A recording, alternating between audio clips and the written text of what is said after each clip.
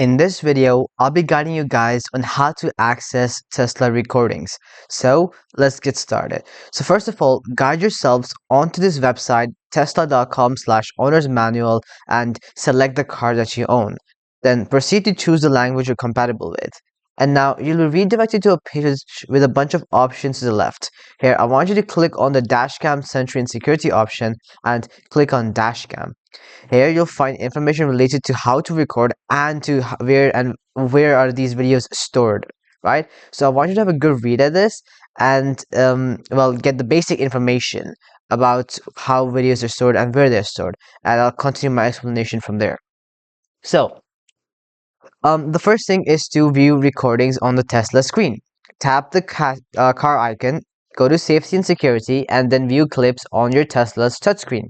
You'll see folders for Dashcam, Sentry mode, and recent clips. Select a video to play it and use the playback controls to switch camera angles.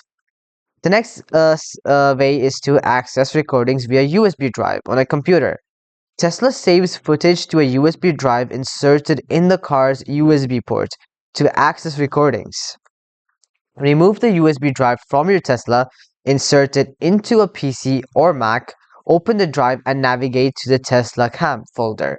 Inside, you'll find recent clips, automatically saved footage while driving, saved clips, which is manually saved clips by tapping the dashcam icon, or Sentry clips, which are security footage captured when Sentry mode detects activity.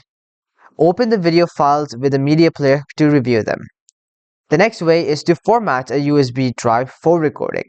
If recordings are missing or not saving, your USB may need formatting.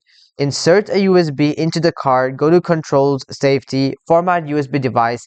Tesla will set up the proper file structure for recording footage. And lastly, access live camera feed with premium connectivity. If you have premium connectivity, you can view live camera feeds remotely. Open the Tesla app, go to Security, view live camera.